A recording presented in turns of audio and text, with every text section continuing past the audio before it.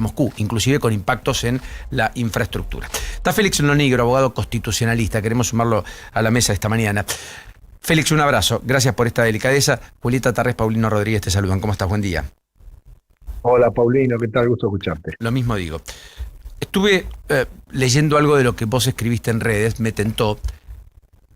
¿Vos crees que los cambios en el proceso de selección de los magistrados en la Argentina y las modificaciones de los decretos, entre otros el 222, que establecía requisitos para elegir, entre otras cuestiones, no solo jueces de la Corte, sino al procurador, fiscales, jueces y demás, no está mal, sino que está bien, está en el sentido de lo correcto, que eran normas innecesarias?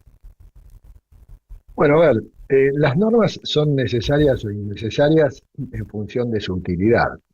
Uno podría decir, bueno, pero si estas normas estuvieran redactadas de otra manera, por ahí serían útiles. A ver, vamos a explicar lo siguiente. El proceso de designación de jueces de la Corte y de jueces inferiores está previsto en la Constitución, la cual establece simplemente quién los elige y cómo. Es el presidente con el acuerdo del Senado, tanto los jueces de la Corte como los jueces inferiores. En el caso de los jueces inferiores, participa en la selección previamente del Consejo de la Magistratura, arma la terna, se la envía el presidente. Ahora, hasta aquí llega la Constitución. En el caso de estos decretos, fueron sancionados, fueron dictados por Néstor Kirchner, allá por el año 2003, cuando asumía la presidencia,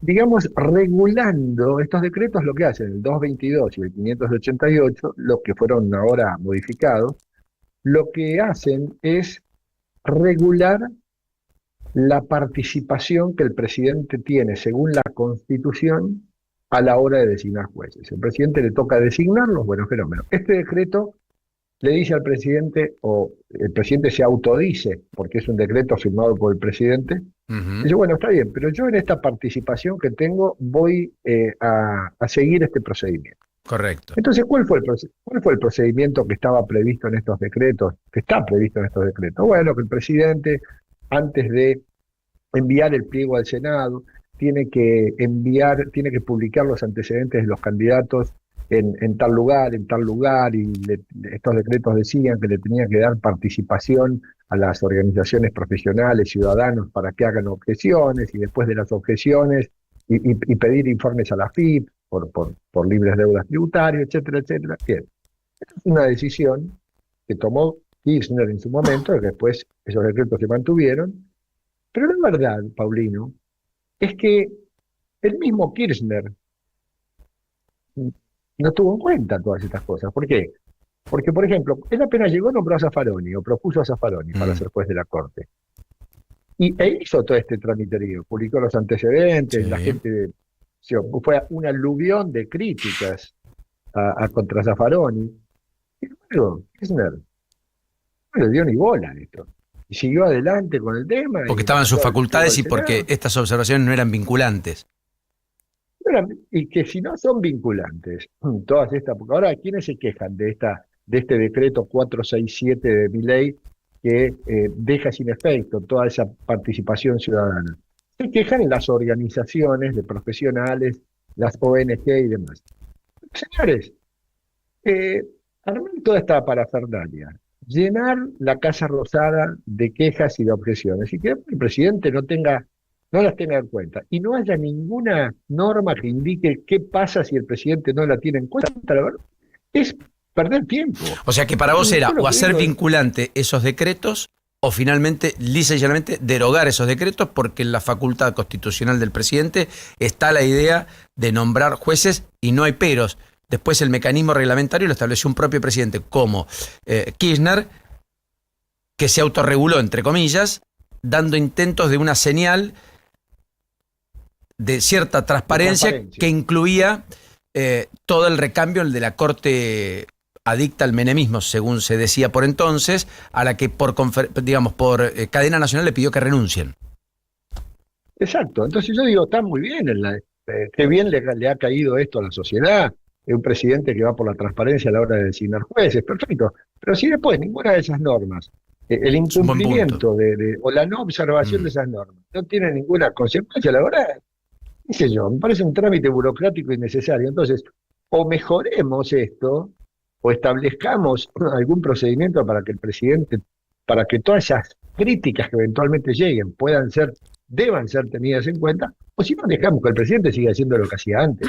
Lo mismo con el tema de género. Estos decretos de Kirchner establecían que a la hora de cubrir una vacante, el presidente debía tener en cuenta eh, cuál era la composición de la Corte, y a la hora de nombrar tener en cuenta el sexo, la especialidad, la Bueno, residencia de los candidatos, claro, la ¿no? especialidad Pero, parecería un tema más profundo, porque en la especialidad no está mal tener distintas miradas en una corte que resuelve diversos temas, que no sean todos penalistas, por ejemplo, como nos decía Jimena de la Torre con sí, nosotros.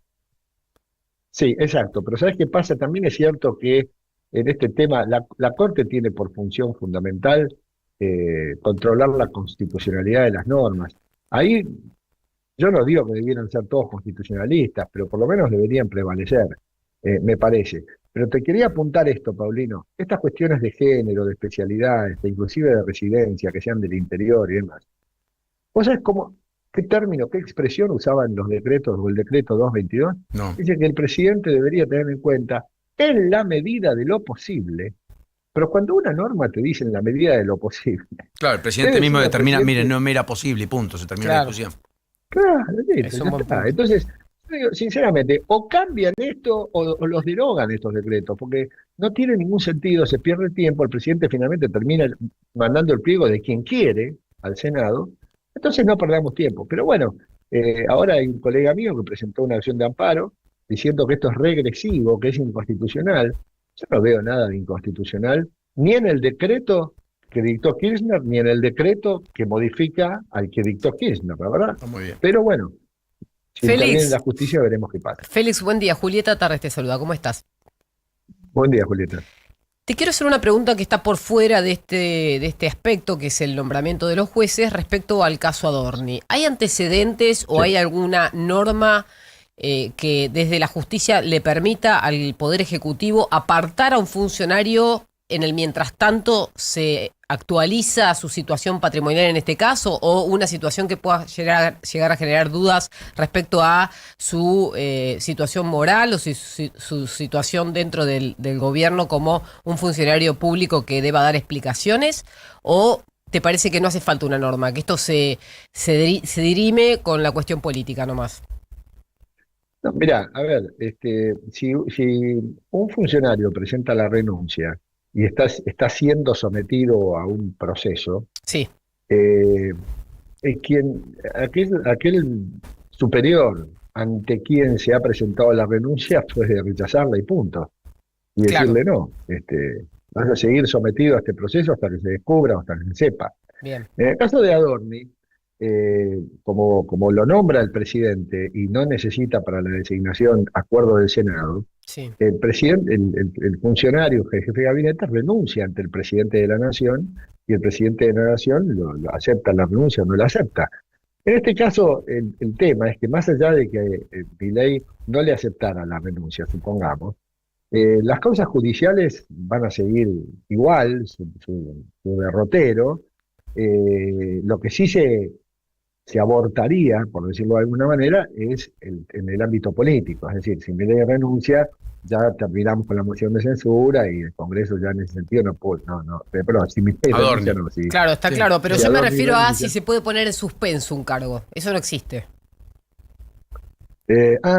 Sí, puede tomar una licencia, decís. Claro, como decir, lo aparto. La justicia lo Sí, absuelve, bueno. lo vuelvo a incorporar.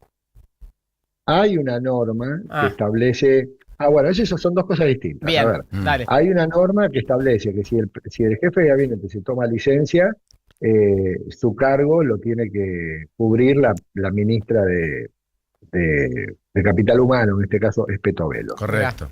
Ahora, perdón. No, que te No, estamos está bien. siguiendo el razonamiento. Ah, está bien. Eso es un decreto dictado por el presidente, porque está todo esto en el ámbito de la actuación del Poder Ejecutivo. Ahora, si el Congreso echa a través de la moción de censura a Adorni, la polémica es si el presidente lo puede volver a nombrar. Mirá, si esto fuera un juicio político, desde ya la respuesta es contundente. No. De ninguna manera, porque el Senado, a la hora de echar, está previsto en la Constitución, no solo echa, sino que podría inhabilitar. Entonces le cierra la puerta a una nueva designación. Correcto.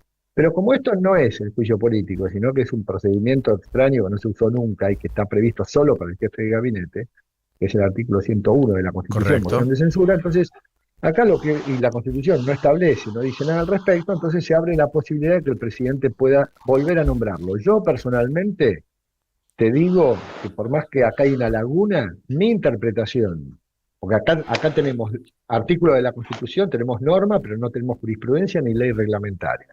Entonces, mi opinión, lo único que hay es opiniones de los autores. Claro. Mi opinión es que el presidente no puede volver a nombrarlo. ¿Pero por qué? Porque simplemente por una interpretación razonable, ¿qué sentido tendría un procedimiento de estos si el Congreso lo pone de patitas en la calle y el presidente al día siguiente lo pone de vuelta en su cargo? Claro. Perdería razonabilidad en la norma. Claro. Pero lógico, correcto. Entonces a la hora de interpretarla hay que darle una viabilidad.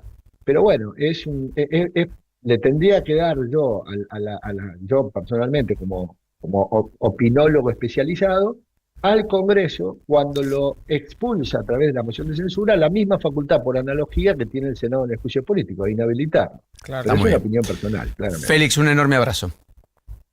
Gracias. Hasta la próxima. Bien. Félix Lonigro, abogado constitucionalista, 851 en todo el país. Now. Cuando aparece en la gripe, desapareces vos. Perdón, chicas, no voy, estoy destruida. Decidex Grip T Forte alivia múltiples síntomas de la gripe, dolor corporal, congestión nasal y fiebre. Chicas, al final voy. Decidex Grip T Forte. Alivio es volver a ser vos. Con paracetamol